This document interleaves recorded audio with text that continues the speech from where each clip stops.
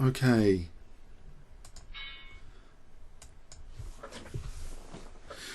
I feel a little bit more inspired.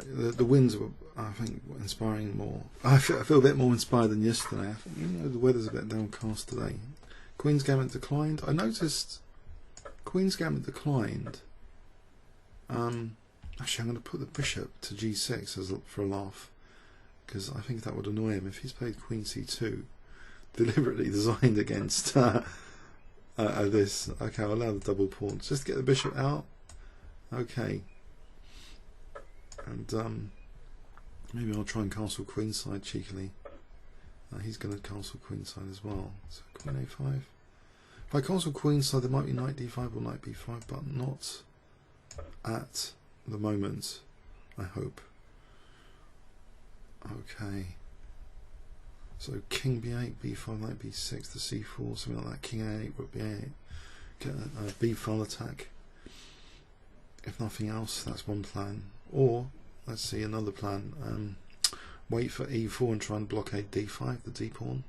Another plan, h2, try and gang up on h2. Maybe something rook h5, rook h8. But I think king b8 is useful for all of them at the moment. So, you know, e4 would like open up the position more, so the king would be exposed. If I want to play the other plan, I need my king on a8. Probably if I can play b5, knight b6 to c4. Again, against bishop, you know, against this kind of plan, the h roll, my king just seems, I don't know, it's not right here. Okay, so if I move, there's bishop f4, losing immediately. Ouch. Oh dear. Panic stations. Can I play a6? There's knight a7 check, but otherwise bishop f4, knight a7 is going to be mate. So I'm hoping I can get away with a6. Hope.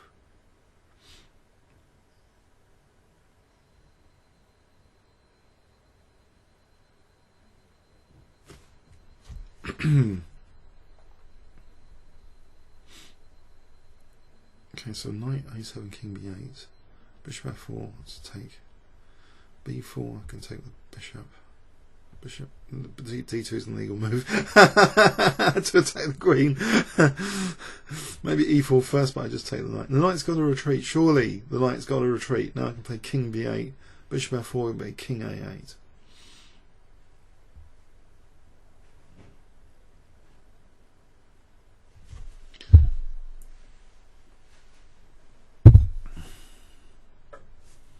So king b8. Yeah, as I was saying, I think like the Queen's Gambit declined. I think we should do a few more videos just as a way of solidly trying to draw. But here it's kind of dynamic the way he's played it, or the way I played it. Both of us.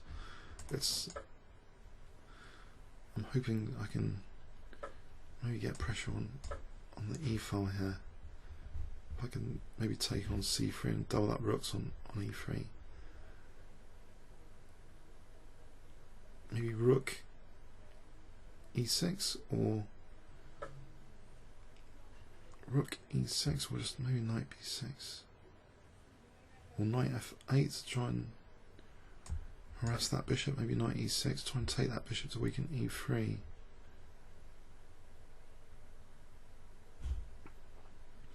I suppose you could try and undouble the pawns to create more exploitable weaknesses like h6 will be threatening bishop f6. Okay, so if I just play bishop d6 here, would that be so bad?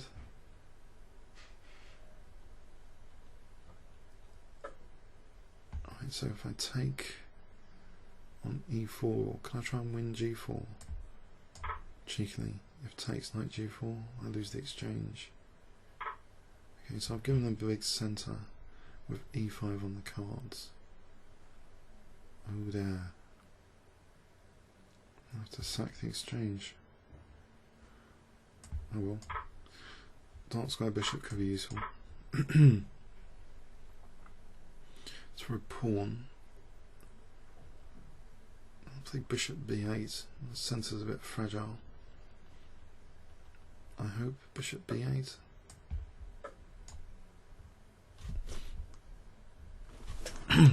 So D4 is vulnerable. There's knight E3. Potential blockading square D5. I can get knight E3 to D5. Like here, in fact. Oh, there's knight F2. Hitting the rook if I want the light square bishop. I think I want the blockade square. Even if the queens get exchanged, that knight on D5 looks good. The other knight on E6 will be looking even better. So knight E6 here. Guarding C5 against rook C5. D4 is vulnerable. Queen D2 is looking... Whoa! Rude interruption. So queen... D2 here on knight. This knight's attacked so... naughty. Queen D2 just protecting the knight. Bishop F7. Knight C7 to get a blockade again.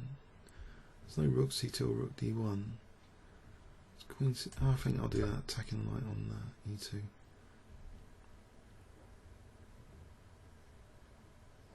So bishop F7, obviously it's not looking too hot. Unless knight E5 and I'm undermining D4, but he can always play E6. This is a real pain, and this is like rook D3. I'll do this anyway.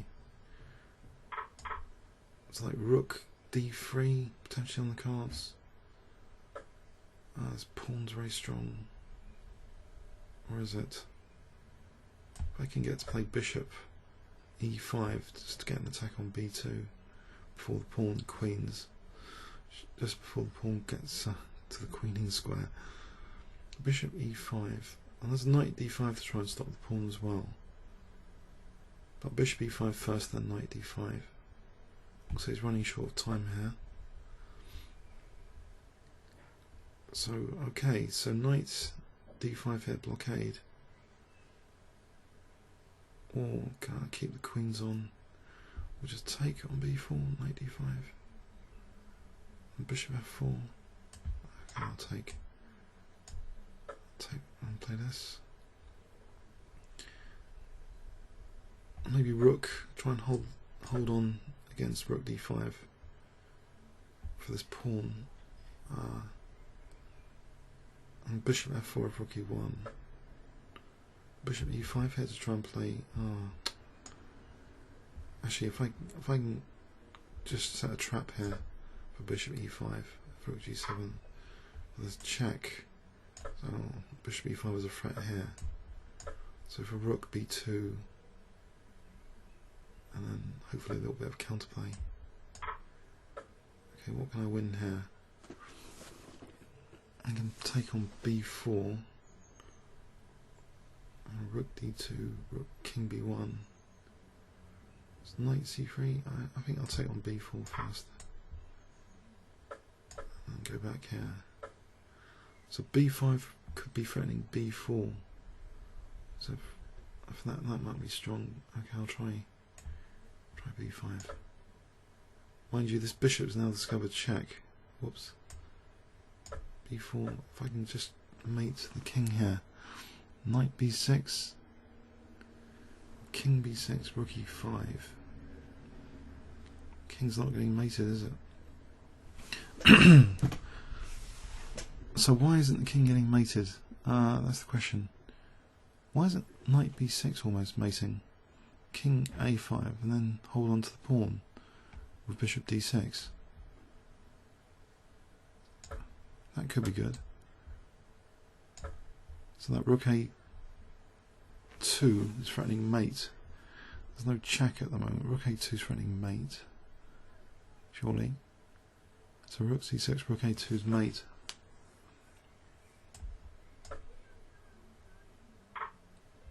Oh dear. Not quite. Whoops.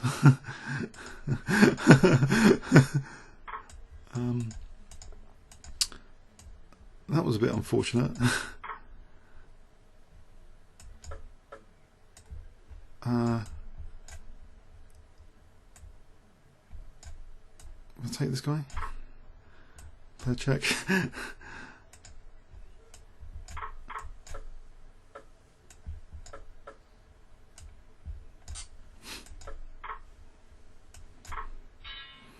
Draw.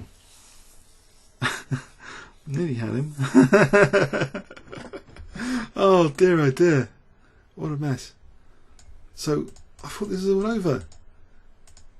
What happened here? This is blunder the rook. E6 to E7. I thought it was about the pawn, but it was actually about E2. Just B3 would have been good here, because the bishop's still covering B4. B3. Allow the queen and then rook A2 mate. And if rook A1, rook A2 and still queening. B3, missed that. Okay, comments or questions on YouTube. Thanks so much.